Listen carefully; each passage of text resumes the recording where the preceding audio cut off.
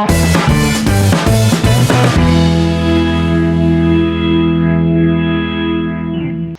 good morning students. Today I am going to teach you subject science for class 5, chapter number 5. और chapter name is solid, liquids and gases. So mainly हम लोग इस chapter में solid, liquid and gases के बारे में पढ़ेंगे और इनके प्रॉपर्टीज के बारे में डिस्कस करने वाले हैं. So let's start our chapter. First point है what is matter? Matter क्या होता है? देखिए matter is anything that occupies space and has weight. It can be a solid, liquid और गैस. मैटर क्या होता है? मैटर वैसा सब्सटेंस होता है जो कि स्पेस घेरता हो, स्पेस ऑक्युपाई करता हो और उसमें वेट होता हो. ठीक है, दो प्रॉपर्टीज में होनी चाहिए तभी वो मैटर कहा जा सकता है. वो स्पेस घेरता हो और उसमें वेट होता है तो उसको क्या बोलते हैं? हम लोग मैटर बोल सकते हैं. और वो मैटर जो है वो तीन फॉर्म में होते हैं. सॉलिड फॉर्म में होते हैं, लिक्विड फॉर्म में और गैसियस फॉर्म में होते हैं. ठीक है, अब हम लोग देखते हैं what is matter made up of. Matter किससे बने होते हैं? ठीक है, बहुत अच्छा क्वेश्चन है ये. What is matter made up of? Matter किससे बनते हैं? All matter can be split into tiny units that are not visible to the naked eye. देखिए जो मैटर होते हैं वो टाइनी यूनिट्स में उनको क्या किया जाता है? उनको ब्रोक किया जा सकता है, स्प्लिट किया जा सकता है. स्प्लिट भी होता है तोड़ना, बिखेरना. ठीक है, तो उसको तोड़ा जा सकता है और मैटर्स को तोड़ा जा सकता है. ठीक है, this tiny units are called molecules. और इन्हीं को क्या बोलते हैं? इन टाइनी यूनिट्स को क्या बोलते हैं? मॉलिक्यूल्स बोलते हैं. ठीक है, molecules is the smallest unit of a substance. Molecules क्या होता है? Smallest unit of a substance होता है. ठीक है, सब्सटेंस का सबसे स्मॉलेस्ट यूनिट जो होता है वो मॉलिक्यूल्स होता है. तो देखिए मैटर्स जो होते हैं वो किसके बने होते हैं? मॉलिक्यूल्स के बने होते हैं. ठीक है, अब आते हैं molecules are made up of atom. अब ये मॉलिक्यूल्स किससे बने होते हैं? देखिए मॉलिक्यूल्स से तो मैटर बने हैं और ये मॉलिक्यूल्स किससे बने हुए हैं? A molecule can be further broken down into still smaller unit called atom. देखिए ये जो मॉलिक्यूल्स होते हैं इनको फर्दर हम लोग टाइनी पार्टिकल्स में ब्रोक कर सकते हैं. ठीक है, ब्रोक करेंगे तो ये किसमें टूट जाएंगे, किसमें स्प्लिट हो जाएंगे? ये एटम्स में. ठीक है, स्मॉलर जो कि बहुत ज्यादा टाइनी पार्टिकल्स होता है. ठीक है, वो नेकेड आई से भी नहीं देखा जा सकता है. कभी कभी तो हाई पावरफुल माइक्रोस्कोप से भी उनको देखना नामुमकिन हो जाता है. ठीक है, तो वैसे जो छोटे छोटे टाइनी पार्टिकल्स हैं जो कि मॉलिक्यूल्स के टूटने से बने हैं उनको एटम्स बोलते हैं. तो मॉलिक्यूल्स किससे बने हुए हैं? एटम्स से मिलकर बने हुए स्टूडेंट्स.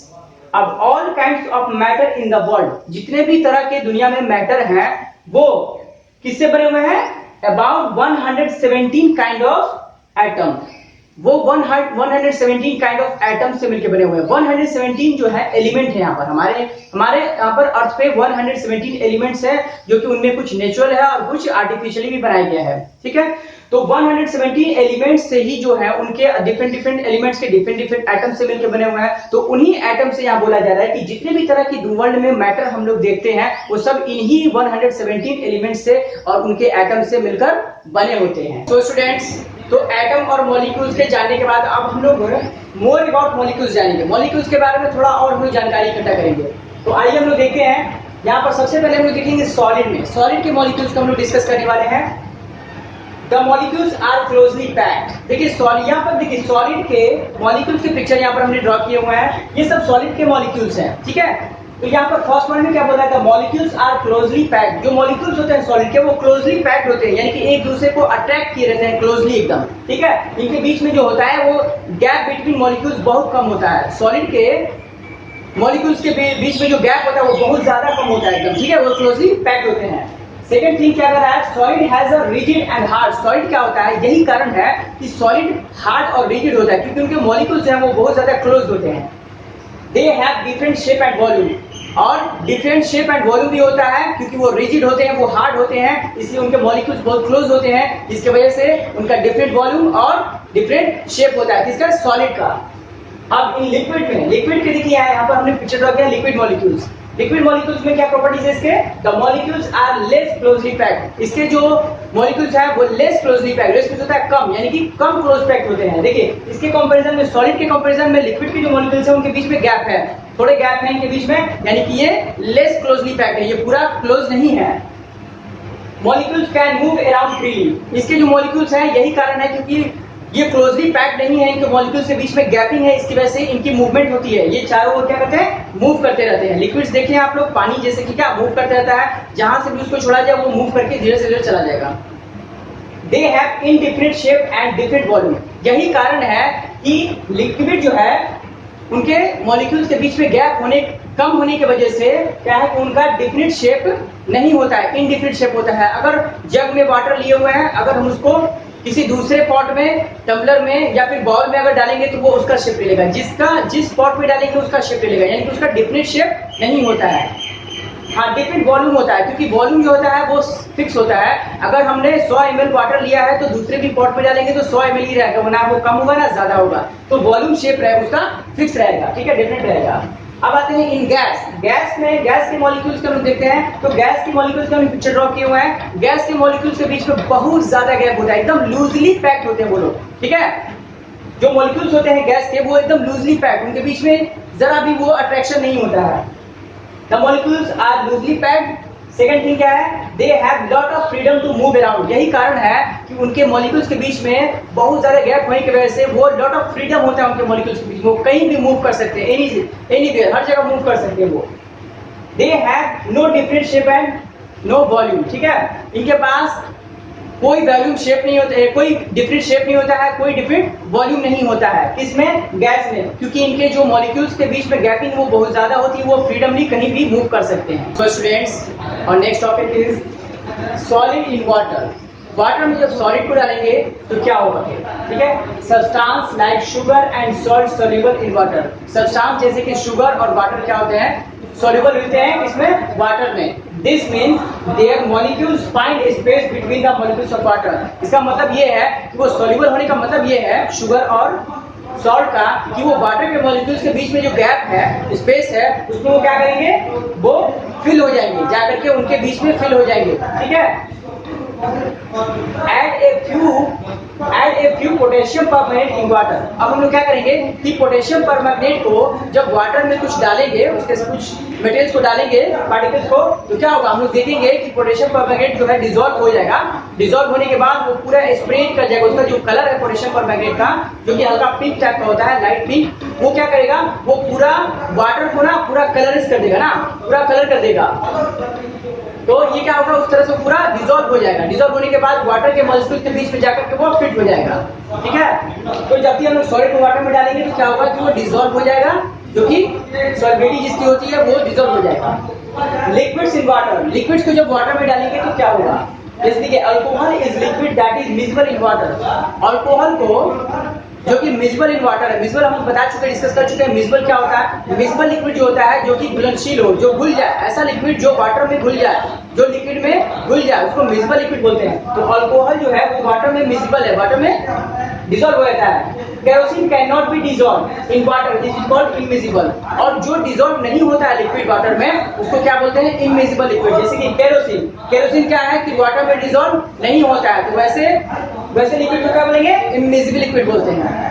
अब आते हैं गैस पर। Gas in water. गैस जब वाटर में होगा तो क्या होगा, gas like oxygen, carbon dioxide, ammonia dissolve in water. Gas जैसे कि कार्बन डाइऑक्साइड, ऑक्सीजन और अमोनिया ये डिसॉल्व हो जाते हैं वाटर में, ठीक है ना। जिसकी वजह से क्या होता है, fish and other animals that live in water. जो फिश और अदर एनिमल्स वाटर में लिव करते हैं वो क्या करते हैं, वो ब्रेथ ही करते हैं। ब्रीथिंग में जो ऑक्सीजन लेते हैं वो वाटर के अंदर से लेते हैं। क्यों, क्योंकि वो तो बाहर निकल नहीं सकते हैं एयर में ऑक्सीजन लेने के लिए, वाटर में अपने गिल्स के थ्रू ऑक्सीजन लेते हैं। तो वाटर में जो डिसॉल्व है ऑक्सीजन, उसी ऑक्सीजन को वो ब्रीथिंग के थ्रू अपने अंदर इनहेलेशन करते हैं। अच्छा स्टूडेंट्स, ये भी बताइए कि जैसे कि आप लोग देखा होगा कि वाटर जब बॉयल होता है तो उसमें बबल्स का फॉर्मेशन होता है, ठीक है। तो वो बबल्स की फॉर्मेशन क्या होता है, क्यों होता है बबल्स का फॉर्मेशन, वो बबल्स क्या होते क्या है। देखिए वो बबल्स जो होते हैं, जब भी वाटर को बॉयल कीजिएगा तो बबल्स का फॉर्मेशन होगा। वो बबल्स एयर होते हैं जो कि वाटर में डिसॉल्व जो एयर रहते हैं, ठीक है, ऑक्सीजन हो, कार्बन डाइऑक्साइड है, कोई भी जो एयर रहता है वो डिसॉल्व रहता है पहले से ही। जैसे उसको हीट किया जाएगा, उसको बॉयल किया जाएगा, तो वो वाटर जो है वो बबल्स के फॉर्म में बाहर निकलना स्टार्ट कर देते हैं, ठीक है।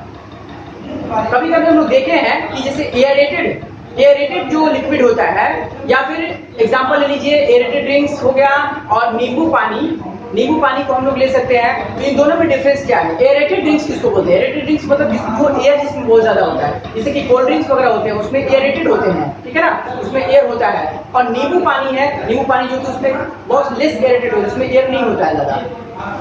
तो अब देखिएगा कि एरेटेड वाले जो ड्रिंक होते हैं, जो कोल्ड ड्रिंक्स वगैरह होते हैं, उनमें बबल्स फॉर्मेशन होने लगते हैं ना, उनमें एयर निकलना स्टार्ट होता है। वो क्या होता है? वो उसमें एरेटेड ड्रिंक्स में वो कार्बन डाइऑक्साइड एयर होता है जो कि डिसॉल्व रहता है पहले से ड्रिंक्स में, ठीक है, कोल्ड ड्रिंक्स में, वो बाहर निकलना स्टार्ट होता है बबल्स के फॉर्मेशन में, वो बाहर निकलता है। लेकिन नींबू पानी में ऐसा कुछ नहीं, वो एयर बाहर ऐसे करके नहीं निकलता है, बबल्स के फॉर्मेशन में एयर नहीं निकलता है।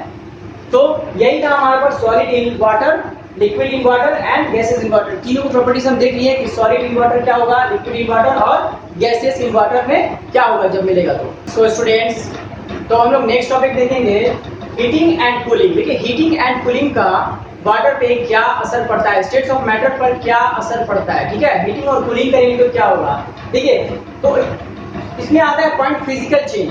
फिजिकल चेंज क्या होता है? जब भी हम लोग किसी सब्सटेंस को, किसी मैटर को हम लोग हीटिंग या कूलिंग देंगे तो उनका क्या होगा कि चेंज होगा, उनका मैटर चेंज हो सकता है, ठीक है। मैटर चेंज होगा तो किस तरह का चेंज होगा? फिजिकल चेंज हो सकता है। फिजिकल चेंज में क्या होता है कि देखिए फॉर एग्जांपल फिजिकल चेंज में न्यू सब्सटेंस नहीं बनता है, ठीक है, वही सेम टू सेम सब्सटेंस होता है, ठीक है। और उसका जो प्रॉपर्टीज होता है, जो पहले वाले सब्सटेंस और जो फाइनल रिजल्ट में जो सब्सटेंस बना है, उन दोनों की प्रॉपर्टीज क्या होती है? सेम होती है। जैसे एग्जांपल देखिए, वाटर से इसको कूलिंग करने पे क्या बनता है? आइस बन जाता है। तो वाटर, आइस भी क्या है? वाटर का ही फॉर्म होता है, ठीक है। स्टेट जो है केवल उसका चेंज हुआ है, ये लिक्विड से सॉलिड में आ गया है, लेकिन प्रॉपर्टीज जो है वो टोटली सेम है। जो आइस का है वही वाटर का ही है। अब यहाँ देख लीजिए, वाटर जो है नेक्स्ट में, और फिर आइस को हम लोग फिर उसको क्या करके हीट दे करके हम लोग फिर वाटर मिला सकते हैं, हीटिंग दे करके, कूलिंग करके आइस बना सकते हैं वाटर को, और वाटर को हीटिंग दे करके फिर से वाटर बना सकते हैं। तो ये हुआ फिजिकल चेंज का एग्जांपल।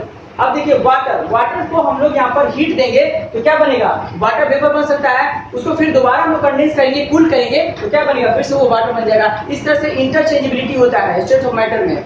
तो यहाँ पर इसके ये फिजिकल चेंजेस का एग्जांपल है कि क्यों कोई भी न्यू सब्सटेंस का फॉर्मेशन नहीं हुआ, ठीक है, और इजिली रिवर्सिबल होता है, रिवर्स हो जाता है।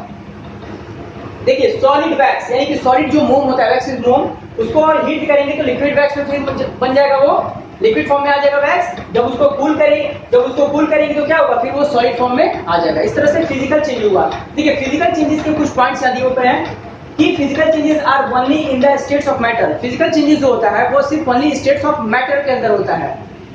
दूसरा, physical changes are temporary. Physical changes क्या होता है? टेम्पररी होते हैं, यानी कि वो जैसे वाटर से आइस बना तो वो आइस से परमानेंट नहीं रहेगा, वो आइस, वो फिर आइस से फिर क्या बनेगा? वाटर बन जाएगा, ठीक है, क्विकली।